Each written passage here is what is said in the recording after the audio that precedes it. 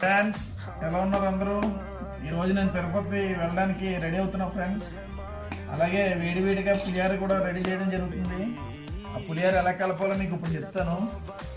పులిహార అయితే మీకు చాలా మంది కలపడం వచ్చు కదా మాటలతోనే, కానీ ఇప్పుడు నేను లైవ్లో రైస్తో పులిహార చేయడం జరుగుతుంది. అంటే రైస్తోనే చేస్తారు కానీ క్యాజువల్గానే. అయితే ఫస్ట్గా మనం వైట్ రైస్ అనేది తీసుకోవాలి ఫ్రెండ్స్. ఆ వైట్ రైస్లో మనం ఈ పోపులు అనేది తీసేస్తే పులిహార రెడీ అయిపోయింది. చూసారు ఎంత ఈజీ అయిపోయిందో పులిహోర కలిసి. ఆ పులిహోర ఎలా ఉంటుందో నెక్స్ట్ వీడియోలో చేసి చూపెడతారు ఫ్రెండ్స్.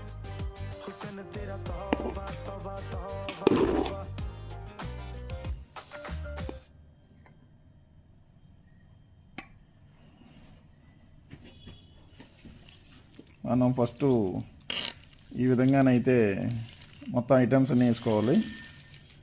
వేసుకున్న తర్వాత మనం పులిహోర కలపడం స్టార్ట్ చేయాలి. ఆ పులిహోర కలపడం ఎలా ఉండాలంటే